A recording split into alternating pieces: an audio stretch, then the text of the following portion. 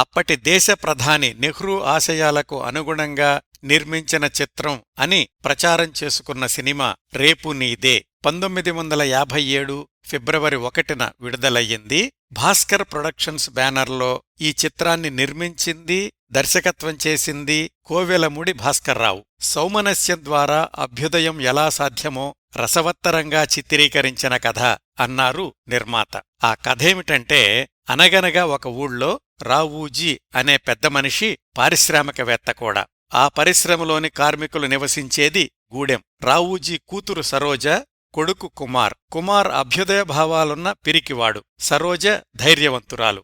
రావూజీ ఫ్యాక్టరీలో కార్మిక నాయకుడు రమేష్. రమేష్ నిజాయితీకి సరోజ ఆకర్షితురాలవుతుంది. తండ్రి మాట లక్ష్యపెట్టకుండా గూడెంలో నివసించే కార్మికులకు సహాయం చేస్తుంటుంది సరోజ.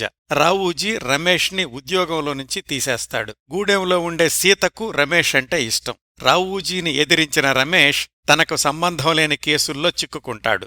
సరోజ రమేష్కి ఎలా సహాయం చేసింది, రమేష్ సరోజలు కలిసి రావూజీలో ఎలాంటి మార్పులు తీసుకొస్తారు, తండ్రికి తెలియకుండా పెళ్లి చేసుకుని ఒక బిడ్డకు తండ్రి కూడా అయిన కొడుకు కుమార్ పరిస్థితి ఏమిటి, రమేష్ని ప్రేమించిన సీత ఏమైంది, ఇలాంటి ప్రశ్నలకు సమాధానాలు ఈ సినిమా ముగింపులో వస్తాయి.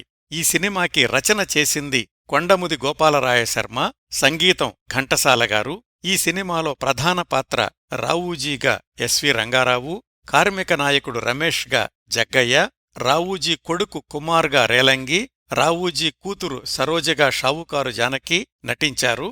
మరికొన్ని పాత్రల్లో రాజసులోచన, కృష్ణకుమారి, ఆర్ నాగేశ్వరరావు, పేకేటి మొదలైన వారు కనిపిస్తారు. ఈ సినిమాని ప్రేక్షకులు అస్సలు ఆదరించలేదు.